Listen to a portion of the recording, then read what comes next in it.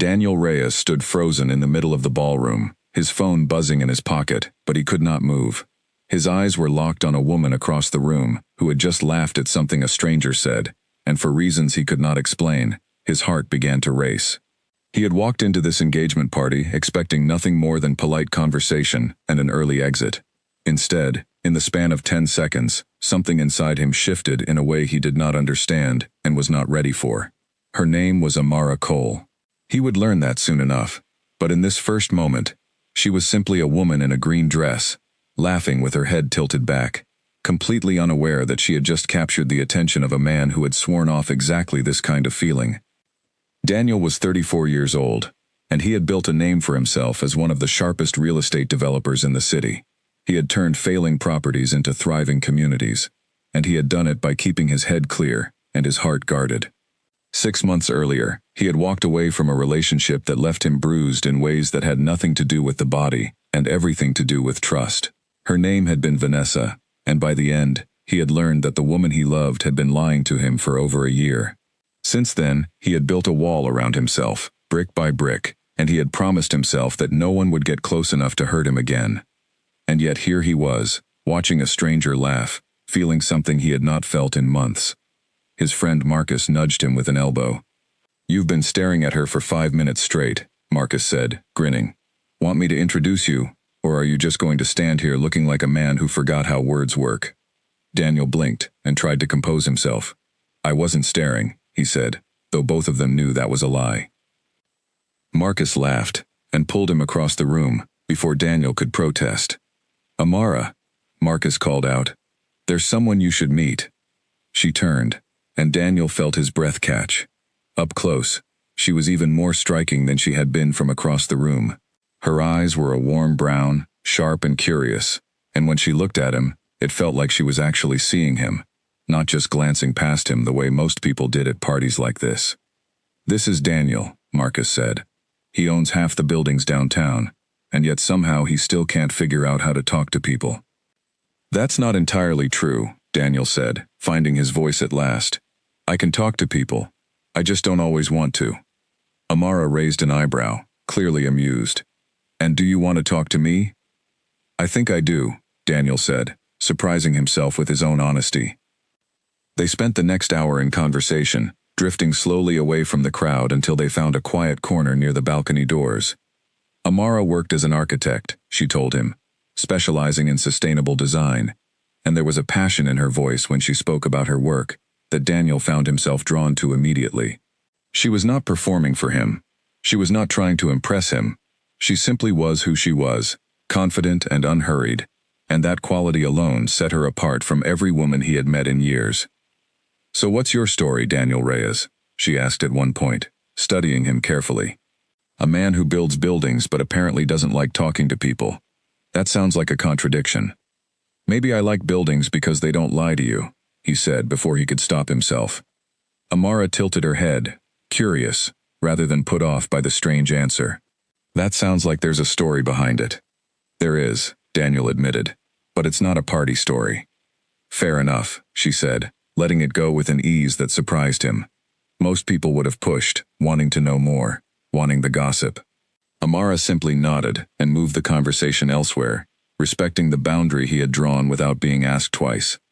It was such a small thing, but it told him something important about her character. As the night wore on, Daniel found himself laughing more than he had in months. He noticed the way she gestured with her hands when she talked about a building she loved, the way her voice softened when she mentioned her younger brother, the way she teased him gently when he tried to sound more important than he meant to. Every detail felt like a piece of a puzzle he had not realized he wanted to solve. When the party began to wind down, Marcus reappeared, car keys jingling in his hand, ready to leave. Daniel realized with a jolt that he did not want the night to end.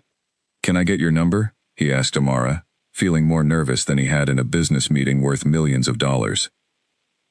She studied him for a moment, as if weighing something in her mind, then pulled out her phone. "Sure," she said, "but I should warn you, I don't really do casual. If you're going to call, call because you mean it." "I don't do casual either," Daniel said, and in that moment, he believed it completely. They exchanged numbers, And Daniel walked out of the party that night with a strange, unfamiliar feeling humming beneath his ribs. It was not just attraction. It was something deeper, something that felt dangerous, precisely because it felt so easy. In the car, Marcus glanced over at him. "You've got that look," he said. "What look?" "The look of a man who just met trouble," Marcus said, laughing. "Good trouble, but trouble all the same." Daniel did not answer. He was too busy staring at the new contact saved in his phone, her name glowing on the screen. Amara Cole. He typed out a message, then deleted it. He typed another, then deleted that one too. Nothing felt right. Nothing felt like enough. He told himself that he would wait a few days before reaching out, the way he always did with new numbers, giving himself space to think clearly before acting on impulse. But over the next 2 days, he found himself checking his phone constantly, half hoping she would text first, half terrified that she actually would. On the third day, sitting in his office with blueprints spread across his desk, Daniel could not concentrate. His mind kept drifting back to the sound of her laugh, the way she had looked at him like she already understood something about him that he had not said out loud. He thought about Vanessa, about the year of lies, about the promise he had made to himself never to let anyone get close enough to hurt him like that again. And yet Amara did not feel like danger in that way. She felt like something else entirely, something he did not have a name for yet. His assistant knocked on the door, pulling him back to the present. "Mr. Reyes, your 2 o'clock is here." "Give me a minute," Daniel said, and once he was alone again, he stared at his phone one last time. Finally, he typed a simple message. "It was good meeting you the other night. I'd like to see you again, if that's something you'd want to." He hit send before he could talk himself out of it, then set the phone face down on his desk, his heart pounding, as if he had just closed a multi-million-dollar deal, instead of sending a simple text to a woman he had met once. Minutes passed. Then an hour. Daniel told himself it did not matter, that he had plenty of other things to focus on, that a text message from a stranger should not control his mood. But every time his phone buzzed with an email, or a work notification, his stomach dropped slightly, hoping it was her. It was not until later that evening, as he sat alone in his apartment with the city lights spread out below him, that his phone finally lit up with her reply. "I was hoping you'd ask," the message read. "I don't usually give my number out that easily." Daniel smiled at his phone like a teenager, something he had not done in years. He typed back quickly, arranging a time to meet for coffee later that week, and when she agreed, a warmth spread through his chest that he had almost forgotten was possible. But even as he felt that warmth, a quieter voice in the back of his mind whispered a warning. He had felt something like this before, and it had ended in betrayal and heartbreak. Part of him wanted to slow down, to protect himself, to keep the wall standing exactly where it was. He looked at her message one more time, before setting the phone aside. Whatever this was, whatever it might become, he knew already that it would not be simple.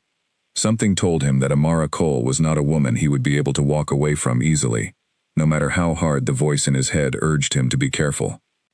For the first time in a long while, Daniel Reyes fell asleep thinking about someone other than himself, someone whose laugh he could still hear if he closed his eyes, someone he had a feeling he would spend a very long time trying to understand. The days that followed felt different in a way Daniel could not quite explain. He noticed small things he normally ignored, the way sunlight fell across his office in the mornings, the songs playing on the radio during his drive to work, the sound of his own laughter when he thought about something Amara had said. It unsettled him slightly, this shift in his awareness, because he had spent the last 6 months training himself not to feel too much of anything. He met with his business partner, a steady and practical man named Owen, to review a new property acquisition. But halfway through the meeting, Owen stopped mid-sentence and gave him a curious look. "You're somewhere else today," Owen said. "What's going on?" "Nothing," Daniel said quickly. "Just a lot on my mind." Owen did not push, but the observation stayed with Daniel for the rest of the day. He was usually the most focused person in any room, the one who never let personal matters interfere with business.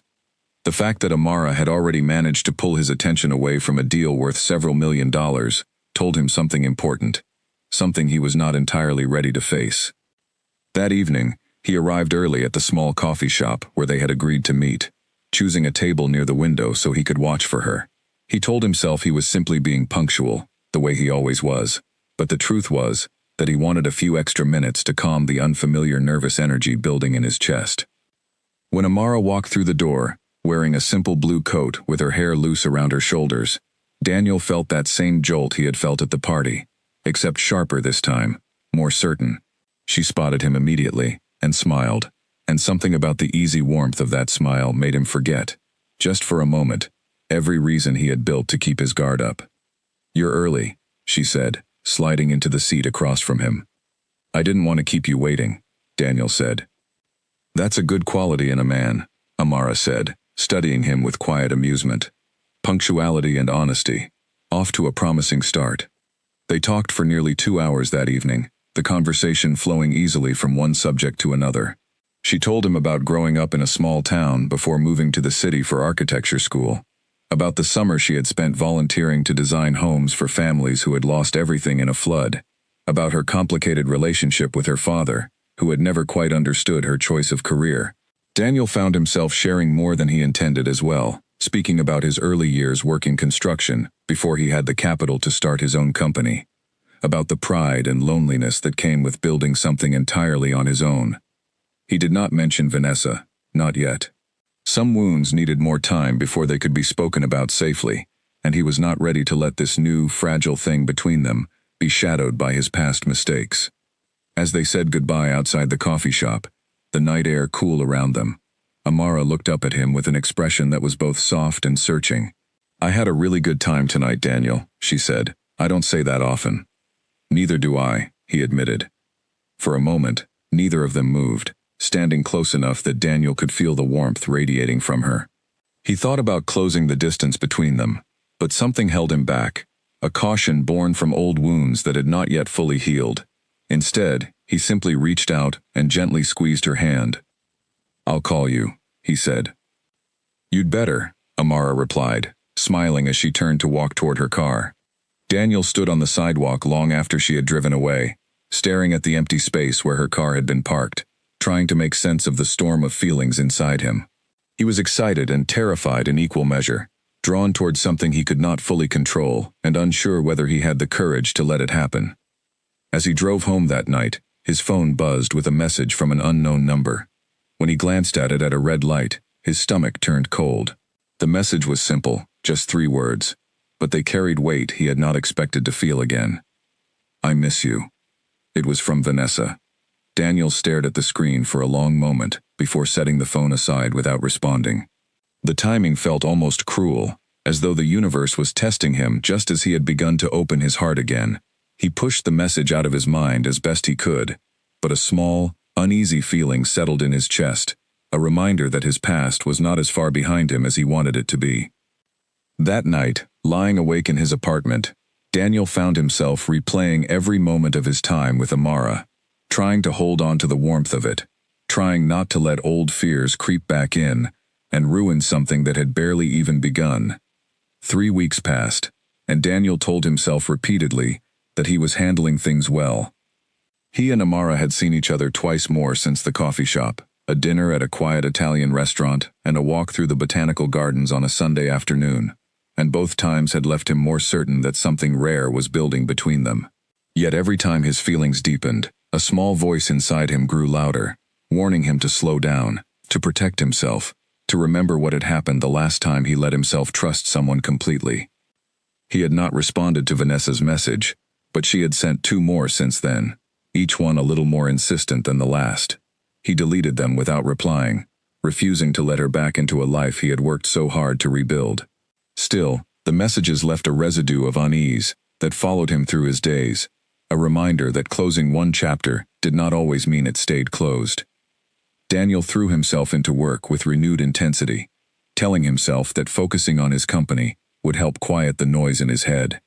He closed a major deal for a new residential development on the east side of the city, a project he had been chasing for over a year, and yet even in the middle of celebrating with his team, his mind kept drifting back to Amara, to the sound of her laugh, to the way she had looked at him in the garden as if she were trying to memorize his face.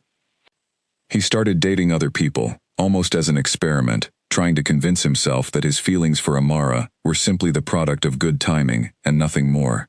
He went to dinner with a woman named Claire, a marketing executive introduced to him by a colleague.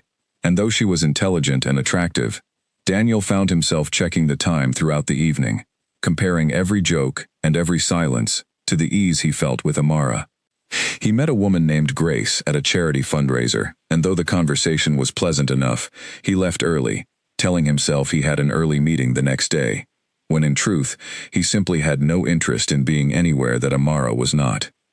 It became a pattern he could not ignore. No matter how hard he tried to distract himself, no matter how many other women he met, or how many hours he buried himself in work, his thoughts circled back to her with a stubbornness that unsettled him. One afternoon, running an errand near her office, to pick up documents for an unrelated meeting, Daniel found himself walking 2 blocks out of his way, just to pass by the coffee shop where they had first talked properly. He told himself it was a coincidence, that he simply preferred the coffee there. But when he stepped inside and saw her sitting at a corner table with a stack of blueprints spread in front of her, his heart leapt in a way that made the excuse feel absurd even to himself. Amara looked up and smiled, clearly surprised. "Daniel, what are you doing here?" "I was in the area," he said, the lie feeling thin even as he spoke it. "Needed coffee before a meeting." She studied him for a moment, an amused glint in her eyes. "This is a strange coincidence. This is the 3rd time this week I've seen you somewhere unexpected." Daniel felt heat rise in his cheeks, embarrassed at being caught. "Is it?" "You were at the gallery opening on Tuesday," Amara said, counting on her fingers, "and then at the farmer's market on Thursday, standing near the flower stand for a suspiciously long time, and now here." "City's not that big," Daniel offered weakly. Amara laughed, shaking her head. "Daniel Reyes, are you following me?" He opened his mouth to deny it, then stopped himself, realizing there was no point pretending any longer. He sat down across from her instead, running a hand through his hair. "I don't know what I'm doing," he admitted. "I keep telling myself I'm just staying busy, meeting new people, focusing on work, but somehow I keep ending up in places where I might run into you." Amara's expression softened, the teasing light in her eyes giving way to something more genuine. "Why didn't you just call me instead of wandering around the city hoping to bump into me?" "Because calling you means admitting how much I've been thinking about you," Daniel said quietly. "And that scares me more than it should." The honesty in his voice seemed to catch her off guard. For a moment, neither of them spoke, the noise of the coffee shop fading into the background. Finally, Amara reached across the table and placed her hand over his. "I've been thinking about you too," she said. "More than I expected to, if I'm honest." Daniel felt something in his chest loosen, a tension he had not realized he was carrying. "I have to tell you something," he said, "and I need you to understand, it's not about you." Amara nodded, giving him space to continue. "About 6 months ago, I ended a relationship with a woman named Vanessa," Daniel said, choosing his words carefully. "I found out she had been keeping things from me for a long time, things that mattered. It wasn't a small betrayal. It changed the way I trust people, and I've spent the months since then convincing myself I was better off keeping everyone at a distance." Amara listened without interrupting, her expression steady and open. "That must have been incredibly painful," she said when he finished. "It was," Daniel admitted, "and meeting you scared me, because for the first time since then, I actually want to let someone in. I just don't know if I remember how to do that safely." Amara squeezed his hand gently. "Nobody does it perfectly, Daniel. Trust isn't something you either have completely or not at all. It's something you build slowly, with someone who's willing to be patient with you. Are you willing to be patient with me?" he asked, his voice quieter than he intended.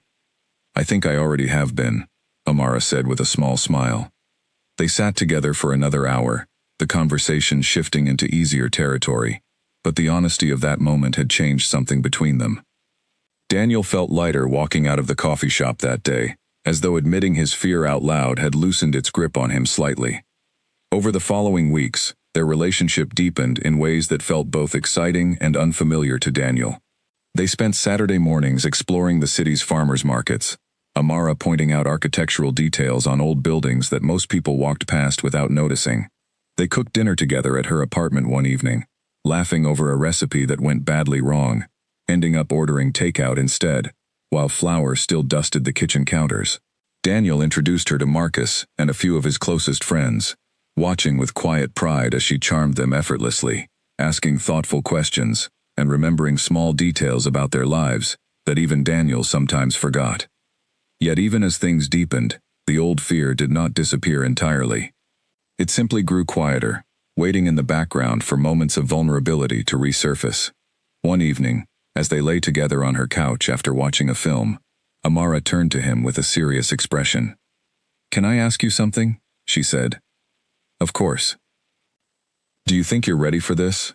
For something real, I mean. Not just enjoying my company, but actually building something lasting." Daniel hesitated, the question striking closer to his fears than he expected. "I want to be," he said honestly. "I want that more than I've wanted anything in a long time, but I won't lie to you and say I'm not scared." Amara studied him carefully. "What scares you the most?" "That I'll let myself trust you completely, and then something will happen to prove that trust was a mistake," Daniel said. "That's what happened before, and I don't know if I could survive it happening again." Amara was quiet for a long moment, considering his words carefully before she spoke. "I can't promise you that nothing will ever go wrong between us," she said. "Nobody can promise that. But I can promise you that I'm not her, Daniel. I'm not going to lie to you or hide things from you. If you give me a chance, I intend to earn your trust honestly, not demand it." Her words settled over him like a warm blanket, easing some of the tightness in his chest. He pulled her closer, resting his chin against the top of her head, breathing in the quiet comfort of the moment. "I want to try," Daniel said softly. "With you, I actually want to try." For a while, it seemed as though things were moving in exactly the direction Daniel had hoped for. They grew closer with each passing week, their bond deepening through shared meals, quiet conversations, and small acts of kindness that built trust brick by careful brick. Amara began leaving a toothbrush at his apartment, and Daniel found himself rearranging his schedule around the hours she was free, something he had never done for anyone before. But old patterns are rarely broken easily, and beneath the surface of his growing happiness, Daniel's fear continued to simmer, waiting for the right moment to resurface and test the fragile trust they had built together. That moment arrived sooner than either of them expected, on a night that would change the course of everything between them. It was a Friday evening, nearly 4 months after they had first met, and Daniel had planned a quiet dinner at his apartment to celebrate Amara finishing a major project at her firm, a community center design that had taken her nearly a year to complete. He had spent the afternoon cooking, an activity he rarely had patience for, determined to make the evening special. Candles flickered on the table, and soft music played from a speaker in the corner of the room. Amara arrived looking radiant, still glowing from the praise she had received at work that day. "This looks amazing," she said, taking in the effort he had clearly put into the evening. "You didn't have to do all this." "I wanted to," Daniel said, pulling out a chair for her. "You worked incredibly hard on that project. You deserve to be celebrated." They ate together, the conversation light and easy, filled with laughter about the chaos of Amara's final presentation and the ridiculous questions one of the committee members had asked during the review. For a while, everything felt perfect, exactly the kind of evening Daniel had once believed he would never allow himself to have again. Then, halfway through dessert, Amara's phone buzzed on the table beside her. She glanced at it, her expression shifting slightly. "Everything okay?" Daniel asked. "It's my landlord," she said. "My lease is up for renewal in a few months. I've been thinking about whether to stay in my current place or look for somewhere new." The comment was innocent enough, a simple update about her living situation, but something about it triggered a spiral of thoughts in Daniel's mind that he had not anticipated. He thought suddenly of Vanessa, of how casually she used to mention her schedule, her plans, her whereabouts, all while hiding an entirely different life beneath the surface. He knew, rationally, that Amara was nothing like Vanessa. But the old fear did not operate on logic, and once it took hold, it was difficult to release. "Have you thought about moving in with someone instead?" Daniel asked carefully, testing the waters, though even as he spoke, he was not entirely sure what he wanted her answer to be. Amara looked up, surprised by the sudden shift in the conversation. "Are you asking if I've thought about moving in with you?"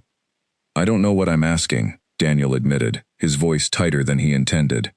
"I guess I'm asking how serious you think this is." "Between us. I think it's very serious," Amara said slowly, studying his face for clues about where this conversation was heading. Daniel? What's going on? You seem different suddenly. Daniel set down his fork, unable to look at her directly. The warmth of the evening had curdled into something heavier, and he felt the familiar tightness building in his chest. The same tightness he used to feel in the final months with Vanessa, right before everything fell apart. I don't know if I can do this, he said quietly. Amara's face fell, confusion and hurt flashing across her features. Do what? Daniel, talk to me. Where is this coming from? I keep waiting for something to go wrong, Daniel said, the words tumbling out faster than he could control them. Every time things feel good with you, some part of me starts looking for the crack, the lie, the thing that's going to break us apart the way it broke apart everything with Vanessa. I don't know how to stop doing that. But I haven't given you any reason to think that, Amara said, her voice steady despite the hurt in her eyes. I've been honest with you about everything. I don't understand why you're pulling away right now, in the middle of a good moment, over nothing. It's not nothing to me, Daniel said, his voice rising slightly with frustration, though the frustration was aimed entirely at himself. I know it doesn't make sense. I know you haven't done anything wrong, but I can't shake this feeling that if I let myself fall completely, I'm going to end up exactly where I was before, and I don't think I can survive that again. Amara was quiet for a long moment, her jaw tight, as she processed his words. So what are you saying, Daniel? Are you saying you want to end this? The question hung in the air between them, heavier than anything either of them had said all evening. Daniel opened his mouth to answer, but the words caught in his throat. Every instinct in his body told him to reach across the table, to take her hand, to tell her that he did not want to lose her. But the fear, old and stubborn, spoke louder in that moment than his heart did. I think maybe we're moving too fast, he said instead, the words feeling like a betrayal, even as he spoke them. Maybe I need some space to figure out if I'm actually ready for this. Amara's eyes filled with tears that she quickly blinked away, refusing to let them fall in front of him. You know, she said, her voice trembling slightly despite her effort to stay composed. I spent months being patient with you. I let you set the pace. I never pushed you to move faster than you were comfortable with. And now, out of nowhere, because I mentioned my lease, you're telling me you need space? It's not about the lease, Daniel said helplessly. It's about everything. It's about how much I feel for you, and how terrified that makes me. Being scared isn't a good enough reason to push me away, Daniel, Amara said, standing up from the table. If you're scared, you talk to me about it. You don't just decide, in the middle of a nice dinner, that the solution is distance. That's not fair to either of us. You're right, Daniel said quietly, standing as well, though he made no move toward her. I know you're right. I just don't know how to make the fear stop. Amara gathered her coat from the back of her chair, her movements sharp, with barely restrained emotion. I can't fix that for you, she said. That's something you have to work out on your own, Daniel.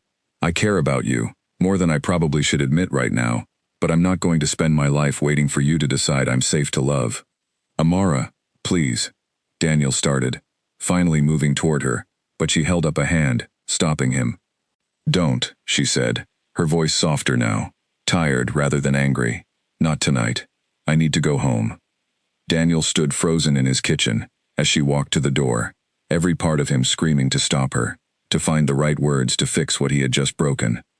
But he said nothing, and a moment later, the door closed quietly behind her, leaving him alone, with the candles still flickering on the table, and the remains of a dinner that had started with so much promise. He sat down heavily in his chair, staring at the empty seat across from him, replaying the conversation over and over in his mind, trying to understand how such a good evening had unraveled so completely. He knew, even as the silence settled around him, that he had made a mistake. He knew that his fear had spoken louder than his heart, and that in doing so, he had hurt the one person who had shown him nothing but honesty and patience. He picked up his phone, intending to call her, to apologize, to explain himself more clearly than he had at the table. But he stopped himself, uncertain whether calling immediately would help, or simply make things worse. Amara had asked for space, and some quiet, rational part of him understood that pushing too hard right now would only confirm her fear, that he did not know how to respect boundaries when he was afraid. Over the following days, Daniel existed in a fog, going through the motions of his work without any real focus. Owen noticed immediately that something was wrong, but Daniel brushed off his concerns, unwilling to admit even to his closest business partner how badly he had damaged something that mattered so much to him. He did not call Amara, though he thought about her constantly. He told himself it was respect for the space she had asked for, but in quieter, more honest moments, he knew it was also fear, the same fear that had caused the rift between them in the first place. Every day that passed without contact made it feel harder to reach out, the silence growing heavier and more difficult to break. A week after the dinner, Marcus showed up at his apartment unannounced, letting himself in with the spare key Daniel had given him years earlier.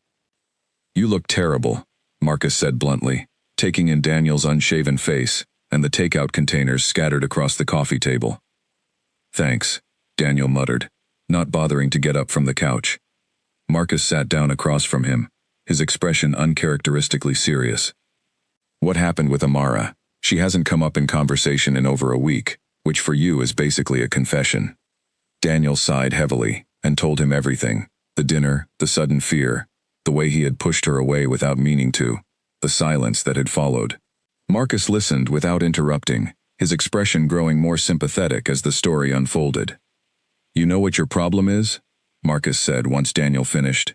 "You've spent so long protecting yourself from getting hurt again, that you've convinced yourself pushing people away before they can hurt you is the same thing as being safe. It's not. It's just a different kind of losing." "I know," Daniel said quietly. "I knew it the second she walked out the door. I just didn't know how to stop myself." "So fix it," Marcus said simply. "Call her. Apologize. Actually explain what's going on in that stubborn head of yours instead of just shutting down." "What if it's too late?" Daniel asked, voicing the fear that had haunted him for days. "What if I already ruined it?" Marcus shrugged. "Then at least you'll know you tried, instead of sitting here for the rest of your life, wondering what would have happened if you had." Daniel considered his friend's words long after Marcus left that evening, staring at his phone for what felt like the 100th time that week. He thought about calling her immediately, about showing up at her apartment with flowers and an apology, but something held him back, an uncertainty about whether he had actually done the internal work necessary to be the partner she deserved, or whether reaching out too soon would simply repeat the same pattern of good intentions, followed by fear-driven retreat. He decided, finally, that he needed to understand himself better before he tried to fix things with her. He owed her more than an apology born out of loneliness. He owed her real change, and he was not entirely sure yet how to create that within himself. 2 more weeks passed in cautious silence, both of them navigating a city that suddenly felt smaller, filled with reminders of each other in every coffee shop, every gallery, every quiet corner they had once shared. Neither reached out, both convinced, in their own ways, that the silence was necessary, even as the distance between them grew heavier with each passing day. A month had passed since the night Amara walked out of Daniel's apartment, and the city had settled into early autumn, the trees along the avenues turning shades of gold and amber. Daniel told himself repeatedly that he was moving forward, that time was doing exactly what it was supposed to do, dulling the sharp edges of regret into something more manageable. He threw himself into a new project, a mixed-use development on the waterfront that demanded long hours and constant attention, and for a while, the exhaustion of the work gave him an excuse not to think too deeply about what he had lost. He started seeing a woman named Grace again, the same woman he had met briefly at the charity fundraiser months earlier, before Amara had fully entered his life. Grace was warm and easygoing, with a laugh that came easily, and a habit of remembering small details about their conversations. On paper, she was exactly the kind of woman Daniel should have been able to build something meaningful with. Their dates were pleasant, their conversations comfortable, and yet every time Daniel sat across from her, some quiet part of his mind could not help comparing the ease of their conversation to the electricity he had felt with Amara, an electricity that made even silence between them feel charged with meaning. "You're somewhere else again," Grace said one evening, over dinner, at a restaurant overlooking the river. It was their 4th date, and Daniel realized with quiet shame that he had been staring out the window instead of listening to what she was saying. "I'm sorry," Daniel said, forcing his attention back to her. "It's been a long week." Grace studied him for a moment, her expression thoughtful rather than hurt. "Can I ask you something? And you promise to be honest?" "Of course. Is there someone else? Not someone you're seeing, but someone you're thinking about?" Daniel hesitated, caught off guard by how directly she had named the thing he had been avoiding, even in his own thoughts. He considered lying, offering some vague excuse about work stress, but something about Grace's steady, understanding gaze made honesty feel like the only fair response. There was someone, he admitted. It ended a little while ago, and I don't think I've fully moved past it, if I'm honest. Grace nodded slowly, absorbing his words without visible surprise. I thought that might be it, she said. You're a good person, Daniel, and I've enjoyed our time together. But I don't want to spend months building something with someone whose mind is somewhere else entirely. I'm sorry, Daniel said again, feeling the weight of having wasted her time, even unintentionally. You deserve better than that. I do, Grace agreed, though not unkindly. And so do you, eventually, once you figure out what you actually want. She reached across the table and squeezed his hand briefly, a gesture of understanding rather than romance. Whoever she is, I hope you work it out. Life's too short to spend it comparing everyone to someone you're too afraid to call. Her words stayed with Daniel long after their dinner ended, echoing in his mind during the quiet drive home. She was right, and he knew it, though knowing did not make the fear any easier to overcome. He had spent weeks convincing himself that moving on with someone else would prove that his feelings for Amara were simply the product of good timing, easily replaced by another connection. Instead, every attempt only reinforced how singular his feelings for her truly were. Meanwhile, though Daniel did not know it, Amara had been navigating her own version of the same struggle. She had thrown herself into her work, with even greater intensity than before, taking on a new project, designing affordable housing units for a non-profit organization, staying late at the office most evenings, partly out of genuine passion for the work, and partly because busy hands left less room for painful thoughts. Her closest friend, a woman named Lily who worked alongside her at the firm, had noticed the change in her, almost immediately. You've been a ghost lately, Lily said one afternoon, sitting across from Amara's desk while they reviewed blueprints together. Working yourself into the ground isn't the same thing as healing, you know. I'm fine, Amara said, not looking up from her drawings. You keep saying that, Lily replied gently, but I've known you for 6 years, and I've never seen you avoid talking about something this hard before. What happened with Daniel? Amara set down her pencil, sighing heavily. He got scared, she said simply. Right when things were starting to feel real, he panicked and pulled away. I understand where it came from, I really do, but understanding it doesn't make it hurt any less. Do you miss him? Lily asked. Every day, Amara admitted quietly, the honesty surprising even herself. But I'm not going to chase someone who isn't ready to be caught. I spent months being patient with his fear, and I think I deserve someone who can eventually meet me halfway, without running at the first sign of real intimacy. That's fair, Lily said. But if he does figure it out, if he does come back ready to actually try, would you give him another chance?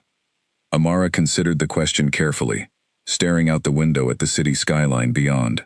I don't know, she said finally. I'd like to think I would, if I believed he had actually changed. But hope and reality aren't always the same thing, and I've learned not to build my expectations around someone else's growth.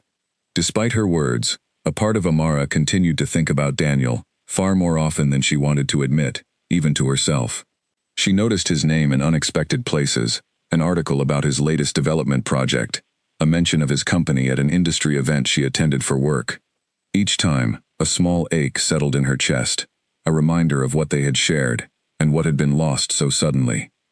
Weeks passed in this quiet parallel, both of them moving through their lives, neither fully able to release the memory of what they had built together.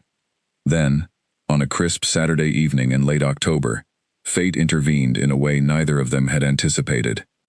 Marcus, Daniel's closest friend, was getting married, and the wedding, months in the planning, finally arrived. Daniel had known for weeks that Amara would likely be there, given that she had become close with several of Marcus's friends during their relationship, but he had convinced himself he was prepared to see her again, in a controlled, public setting. He was not prepared. The moment he walked into the reception hall, elegant with warm lighting and floral arrangements, his eyes found her almost instantly, as though some invisible thread still connected them across the crowded room. She wore a deep red dress, her hair styled differently than he remembered, and she was laughing at something one of Marcus's cousins had said. The same warm, unguarded laugh that had first drawn him to her all those months ago. Amara noticed him a moment later, and their eyes met across the room. For a long moment, neither of them looked away, the noise and movement of the celebration fading into background static. Daniel felt his heart pounding exactly the way it had the first night they met. Proof, if he needed any, that his feelings had not diminished in the slightest during their weeks apart. He considered avoiding her for the rest of the evening, giving her the space she had asked for months earlier. But as the reception continued, and the band began playing softer music for the evening's later hours, Daniel found himself drawn toward her table, almost against his own will, the same pull he had felt outside her office building all those months ago. "Hi," he said simply, standing beside her table. Amara looked up, her expression unreadable for a moment, before softening slightly. "Hi, Daniel. You look beautiful," he said, then immediately regretted the simplicity of the compliment, wishing he had prepared something more meaningful for this moment he had both hoped for and dreaded. "Thank you," Amara said, a small, careful smile touching her lips. "You clean up well yourself." An awkward silence stretched between them, filled with everything neither of them had said in the weeks since their last conversation. Finally, Daniel gestured toward the open doors, leading to the terrace outside. "Could we talk? Just for a few minutes?" Amara hesitated, glancing briefly at the friends seated around her table, then nodded. "Just for a few minutes," she agreed. They stepped outside into the cool evening air, the sounds of the celebration muffled behind them, the sky above scattered with stars. For a long moment, neither of them spoke, both searching for the right words after weeks of silence. "I've thought about you every day since you left my apartment," Daniel said finally, deciding that honesty, however imperfect, was better than careful rehearsed words.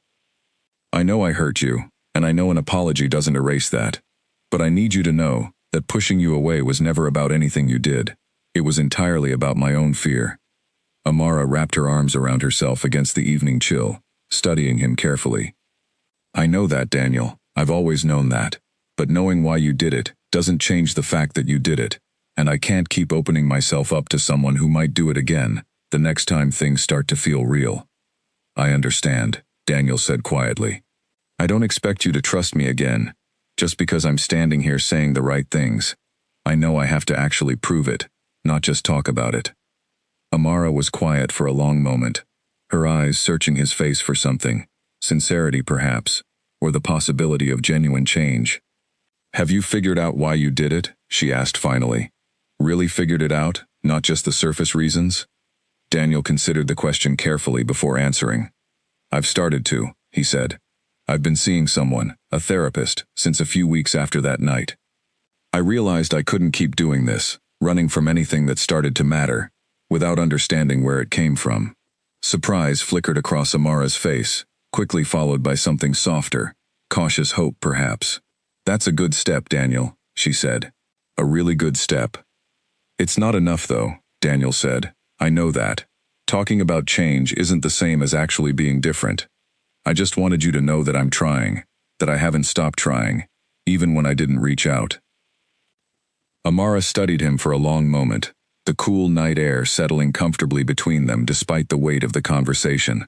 "I'm not ready to jump back into anything, Daniel," she said finally, "but I appreciate you telling me this.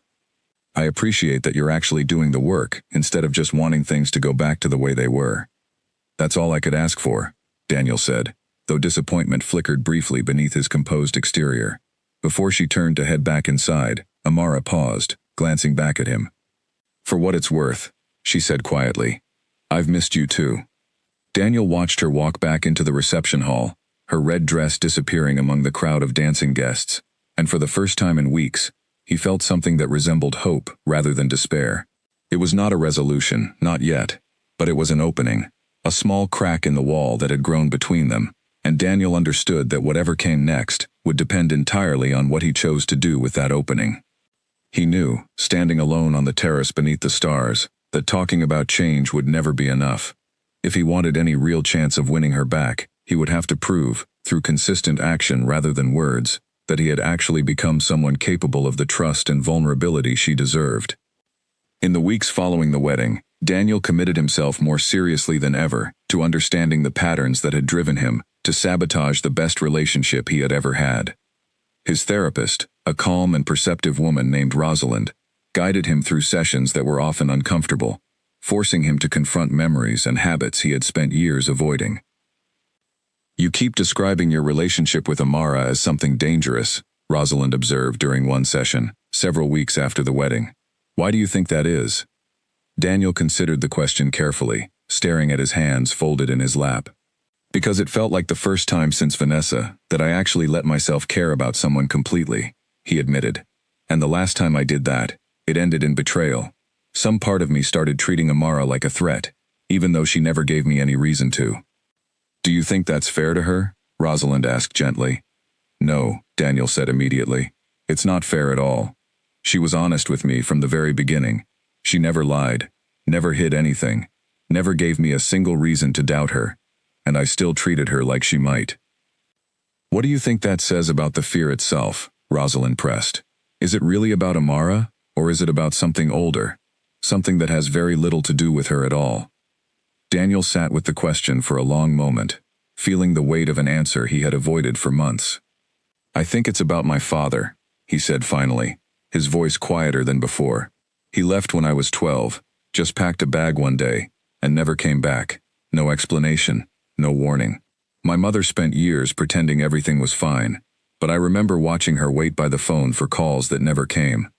I think somewhere along the way, I decided that loving someone completely meant eventually being abandoned by them, and I built my entire life around avoiding that feeling." Rosalind nodded slowly, letting the admission settle in the room. "That makes a lot of sense, Daniel. And it also means the fear you've been carrying into your adult relationships isn't really about the women you've dated. It's about a wound that's been open since you were 12 years old, one that has nothing to do with Amara's character or her honesty."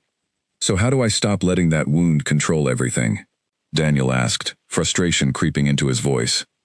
"You start by recognizing it when it happens," Rosalind said. "The next time you feel that instinct to pull away, to test someone, to create distance before they can hurt you, you ask yourself honestly whether the fear is coming from the present moment or from something much older. That awareness alone won't fix everything overnight, but it's the beginning of breaking a pattern that's been running your life for over 20 years. Over the following weeks, Daniel practiced this awareness diligently, journaling his thoughts each evening, noticing the moments when old fears crept into his interactions with friends, colleagues, and even strangers.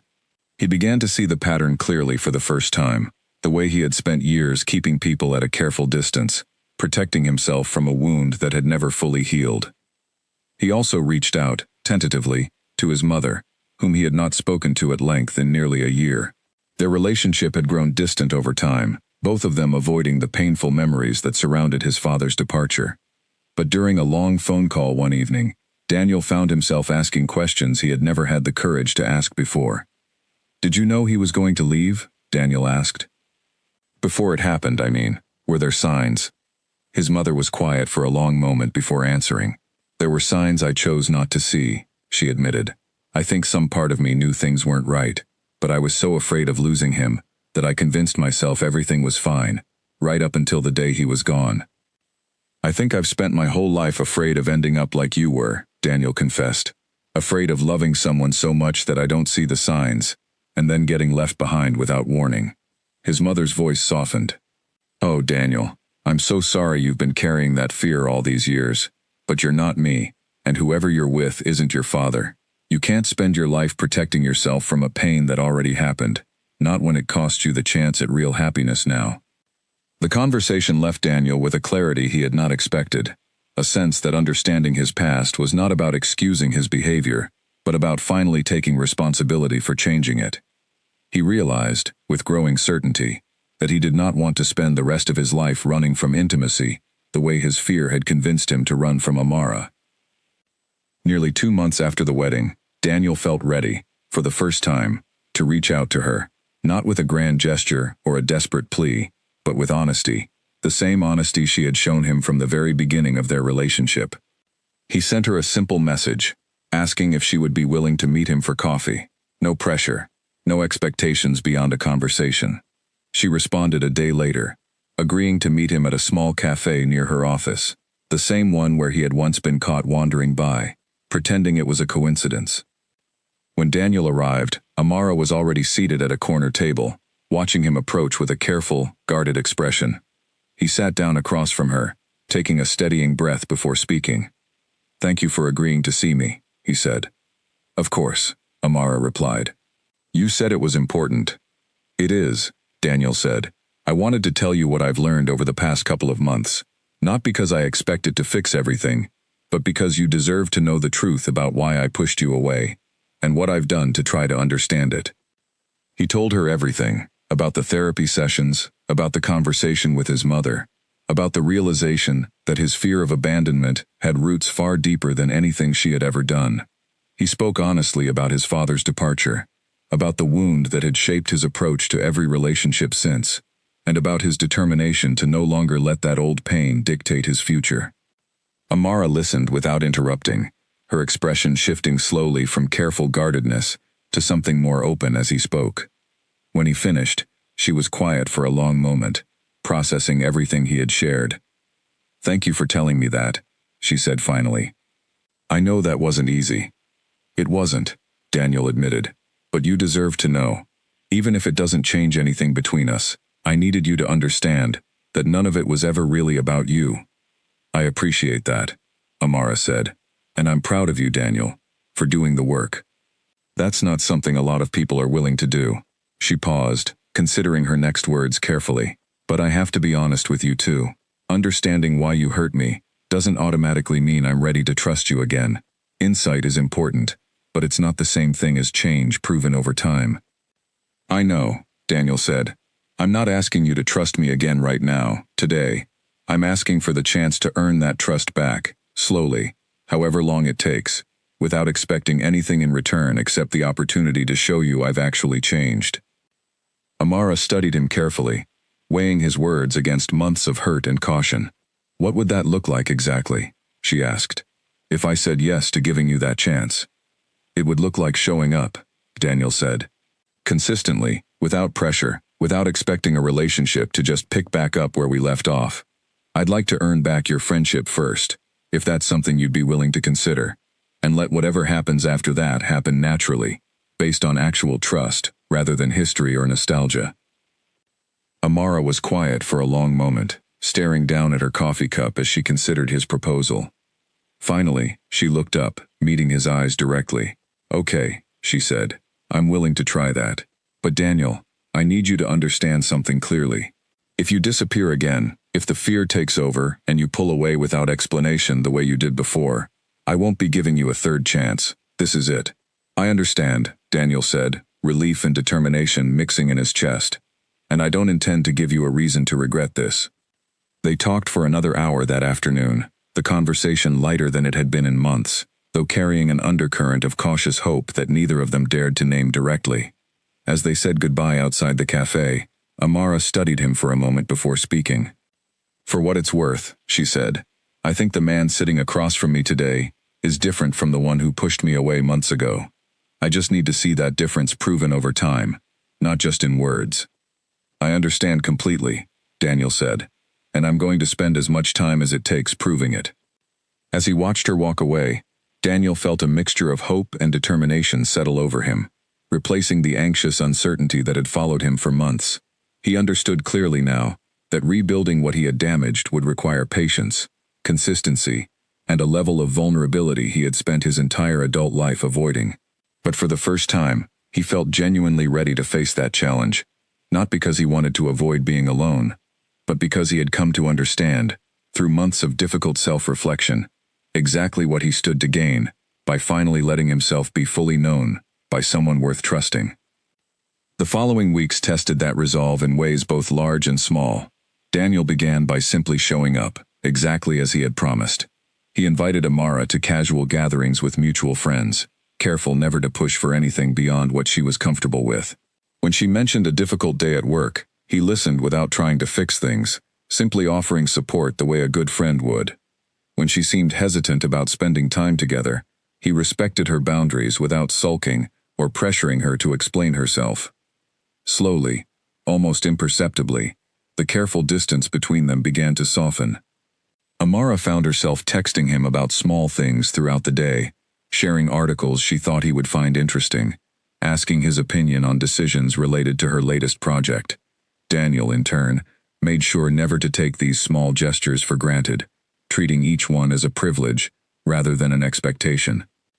One evening, nearly a month after their conversation at the cafe, Amara called him unexpectedly, her voice carrying a note of vulnerability he had not heard from her before. "Can I ask you something?" she said. "Of course," Daniel replied, settling into his couch, giving her his full attention. "Do you think people can really change?" Amara asked. "Not just temporarily, when they're trying to prove something, but permanently, in a way that actually holds up over time?" Daniel considered the question carefully before answering. "I think people can change the patterns they've been running on autopilot, if they're willing to understand where those patterns came from and put in consistent effort to build new ones," he said. "I don't think change happens overnight, and I don't think it happens without setbacks along the way. But yes, I believe it's possible, and I believe I'm proof of that, even if I still have work left to do." Amara was quiet for a moment on the other end of the line. "I think I'm starting to believe that too," she said softly. "About you, specifically." The admission settled warmly in Daniel's chest, a small but significant sign that the trust he had been working so patiently to rebuild was beginning to take root once more. He knew there was still a long road ahead, but for the first time since that painful night in his apartment, he felt genuinely confident that he was walking it in the right direction. Winter settled over the city, bringing with it shorter days and colder nights, but for Daniel and Amara, the season marked a slow and steady thaw in the careful distance that had defined their relationship since the wedding. What had begun as cautious friendship gradually deepened again into something more, though neither of them rushed to name it, both understanding instinctively that the fragile trust they were rebuilding needed time and patience rather than declarations. Daniel continued his sessions with Rosalind, using each one to examine moments where old fears threatened to resurface. When Amara mentioned plans to travel for a conference in another city, the familiar anxiety flickered briefly in his chest, a whisper of the old fear that distance might mean loss. But instead of pulling away or demanding reassurance, Daniel recognized the pattern for what it was, breathed through it, and simply wished her well, trusting that her absence did not signal anything about the strength of their connection. "You didn't spiral," Amara observed when she returned from her trip, genuine surprise coloring her voice as they shared dinner together at his apartment. "I half expected you to go quiet on me while I was gone." "I thought about it," Daniel admitted honestly. "The old fear showed up right on schedule, but I recognized it this time. Instead of letting it drive my actions, I just reminded myself that you going away for work has nothing to do with whether you care about me." Amara smiled, something warm and proud flickering behind her eyes. "That's real progress, Daniel." "It's a start," he said. "I don't think this fear disappears completely.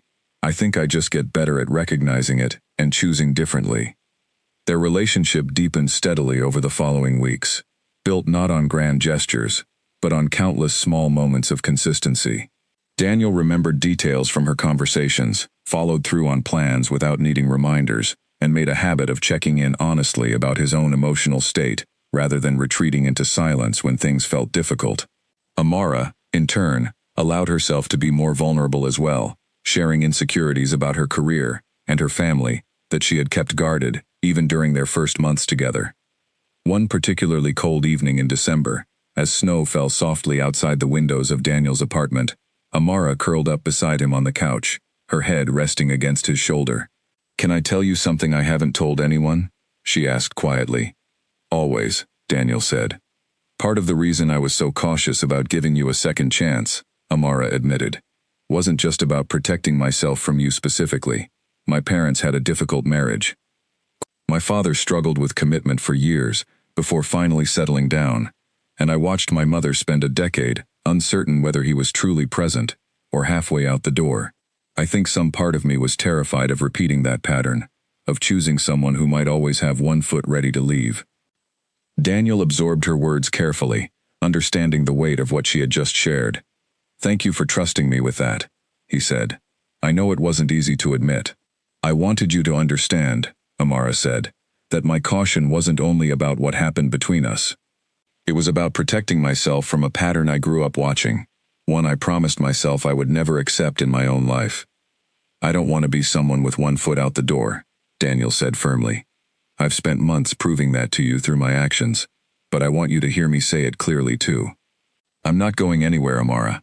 Not because I'm afraid of losing you, but because I've genuinely chosen you, with clear eyes and an open heart. Amara looked up at him, her expression soft in the dim light of the apartment. I believe you, she said simply, and the quiet certainty in her voice meant more to Daniel than any grand declaration could have. As winter gave way to early spring, their relationship settled into a rhythm that felt entirely different from the anxious uncertainty of their earlier months together. Daniel found himself planning for the future in ways he had never allowed himself to before, mentioning trips he wanted to take with her, imagining holidays spent together with both of their families, building a vision of a shared life that no longer felt threatening, but rather deeply comforting. One afternoon in April, nearly a year after they had first met at Marcus's engagement party, Daniel received an invitation to the very same venue where their story had begun, this time for Marcus and his wife's first anniversary celebration. The symmetry of the occasion was not lost on him, and as the date approached, an idea began to take shape in his mind, one he spent weeks carefully planning, without saying a word to Amara. On the evening of the anniversary party, Daniel arrived early, just as he had a year earlier, choosing a spot near the same balcony doors where he and Amara had first talked for hours, losing track of time in each other's company. When Amara arrived, wearing a deep green dress that echoed, whether intentionally or not, the one she had worn the night they met, Daniel felt his heart swell with a certainty he had never experienced quite so clearly before. This feels familiar, Amara said with a knowing smile as she approached him near the balcony. It should, Daniel said. This is exactly where I was standing a year ago, completely unprepared for how much you were about to change my life. Amara laughed softly. You mean before you spent months trying to convince yourself you weren't staring at me across the room? That obvious, huh? Extremely obvious, she teased, though warmth filled her voice rather than judgment. Daniel took a steadying breath, the moment he had been planning for weeks, finally arriving. Amara. A year ago, I stood in almost this exact spot, and felt something I wasn't ready for. I spent months running from it, testing it, and eventually breaking it, because I was too afraid to trust something that felt so genuinely good. But you never gave up on the possibility that I could change, even when I gave you every reason to walk away for good. Amara's eyes softened, sensing the weight building in his words. Daniel. Let me finish, he said gently, reaching for her hands. I've spent the last several months doing everything I could to understand my own fear and build something better in its place. Not because I wanted to win you back through effort alone, but because I genuinely wanted to become someone capable of loving you the way you deserve to be loved, without hesitation, without one foot out the door. He reached into his jacket pocket, retrieving a small velvet box that had been carefully hidden there since he arrived.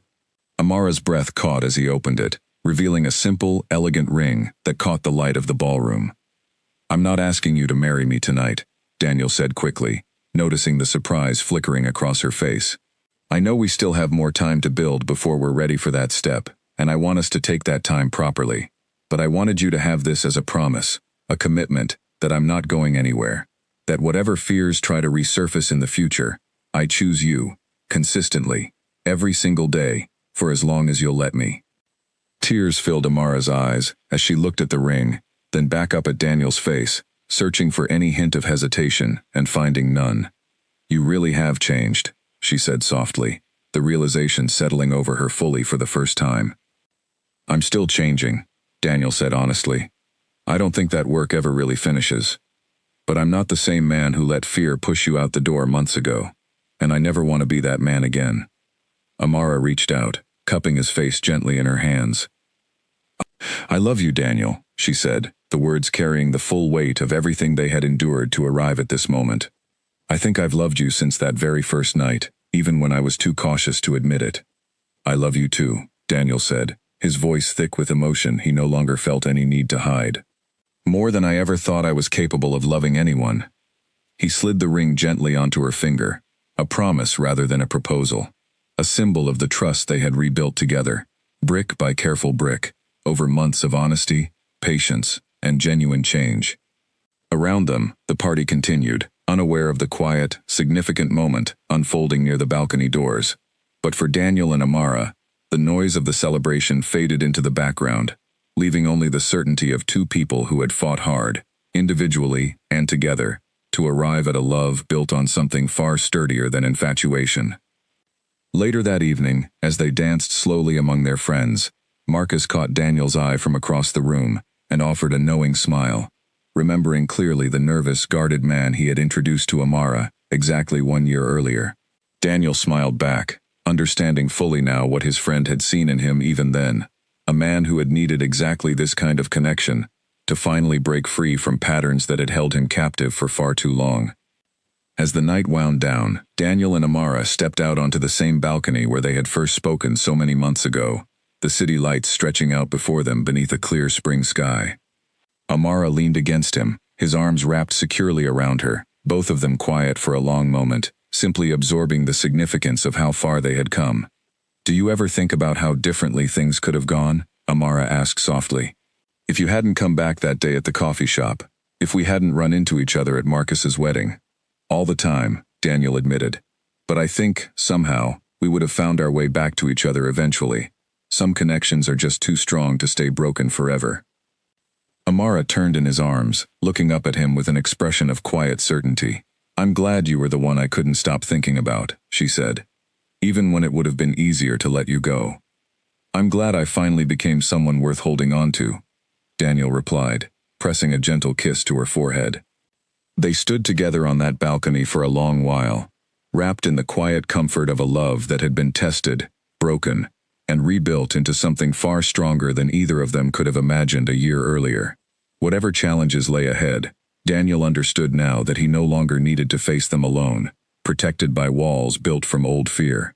He had learned, through months of difficult growth, that real strength was not found in guarding his heart from every possible hurt, but in choosing, again and again, to remain open and present with the one person who had proven, through patience and honesty, that she was always worth the risk. As the party finally came to an end and guests began filtering out into the cool spring night, Daniel and Amara walked hand in hand toward the parking lot, already discussing plans for the coming weeks. A weekend trip they had been wanting to take, a dinner with her parents that Daniel had finally worked up the courage to suggest himself. There was no more hesitation in his voice when he spoke about their future together. No more careful hedging designed to protect himself from potential disappointment. He had spent so long believing that keeping people at a distance was the safest way to avoid pain, only to discover that the greatest risk of all had been nearly losing the one person capable of teaching him what real, lasting love actually required. Amara Cole had never simply been a woman he found himself unable to stay away from. She had become the reason he finally understood what it meant to stay, fully and completely, without needing to run. Summer arrived quickly that year, and with it came a new kind of test for Daniel, one he had not anticipated during the months he had spent focusing so intently on his own internal growth. His company was approached with an opportunity to lead a major development project in another city, a contract that would require him to split his time between two locations for the better part of a year. It was the kind of opportunity he would once have accepted without hesitation, eager for the challenge and the prestige it carried. Now, sitting across from Owen in a conference room overlooking the skyline, Daniel found himself thinking first about what the arrangement would mean for Amara. "You don't look excited," Owen observed, studying him carefully. "This is the kind of deal you've been chasing for years." "I am excited," Daniel said. "I just have more to consider now than I used to." That evening, he brought the opportunity to Amara honestly, laying out the details without minimizing the complications it would create. "I don't want to make this decision without talking it through with you first," he said. "A year ago, I might have just taken the deal and figured out the rest later. I don't want to operate that way anymore." Amara listened carefully, appreciating the transparency, even as she considered the practical challenges the arrangement would create. "How much time would you actually be gone?" she asked. "Roughly 2 weeks out of every month, for about 10 months, Daniel said. "I know that's not nothing.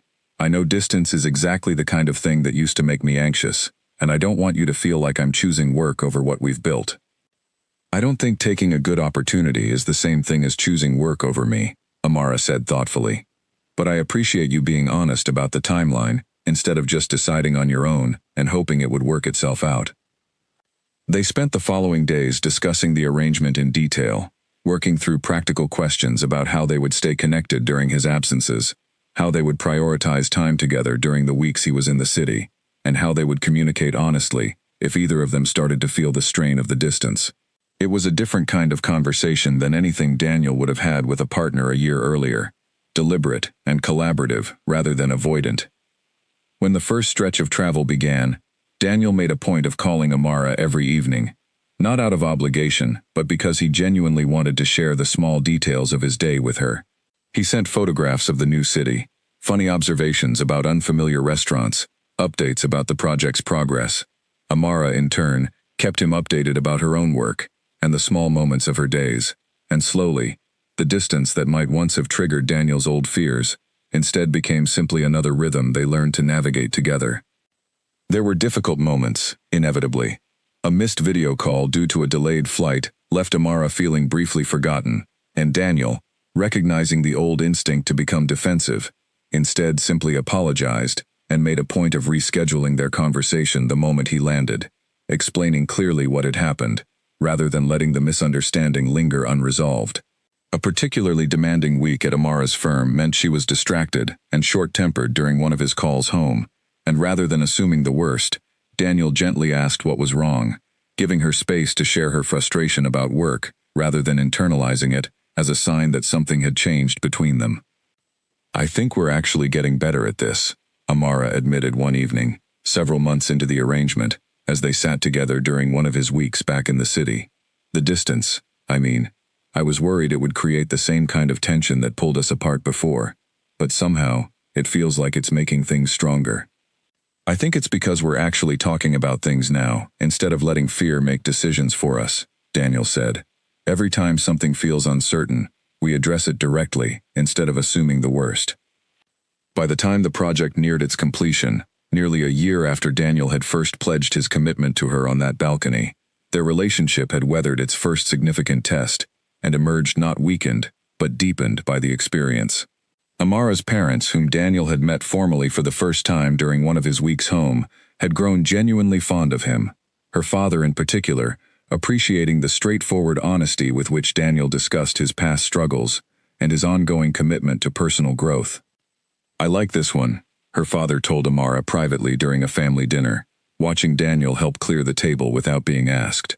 "He seems like a man who's actually done the work, not just someone who talks a good game." "He has," Amara agreed, smiling as she watched Daniel laugh at something her younger brother said in the kitchen. "It took him a while to get there, but he really has." As autumn returned to the city, marking a full 18 months since the night they had first met at Marcus's engagement party, Daniel found himself once again standing near a familiar balcony, though this time, the occasion was entirely his own creation, rather than a coincidence of timing.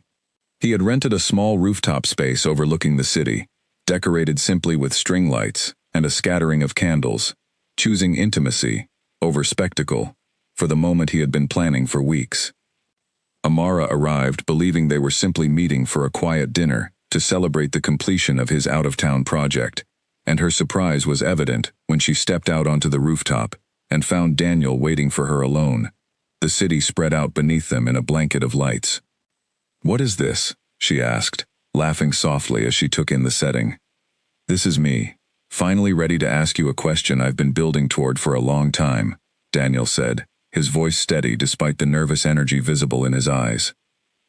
He walked her through everything, gently, the year that had passed since he first placed the promise ring on her finger, the distance they had navigated together without letting fear dictate their choices, the countless small moments of honesty and consistency that had slowly rebuilt something even stronger than what they originally shared.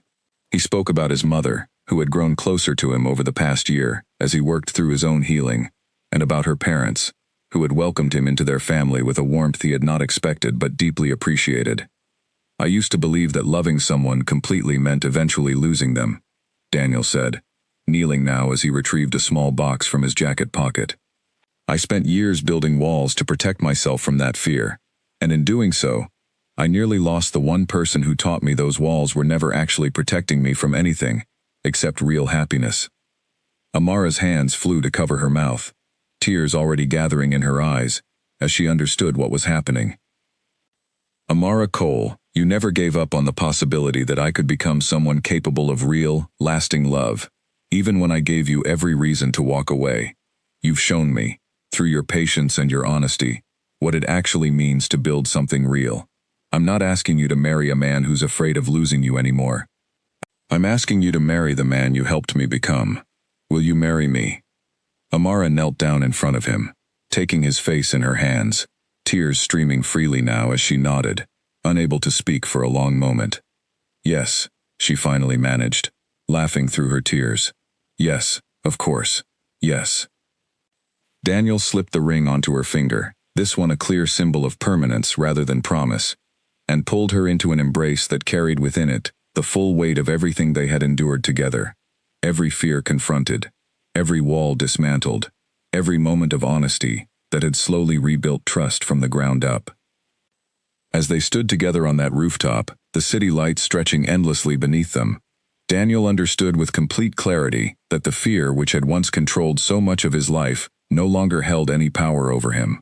He had learned, through the most difficult and rewarding journey of his life, that real love was not something to be protected against, but something worth the risk of complete vulnerability. Amara Cole had never simply been the woman he could not stay away from. She had become the reason he finally understood what it meant to stop running altogether, to stand still, fully present, in the life he had once believed himself incapable of building. And as they celebrated together beneath the autumn stars, both of them understood that whatever challenges the future still held, they would face them together, honestly and without fear, exactly the way real love was always meant to be built.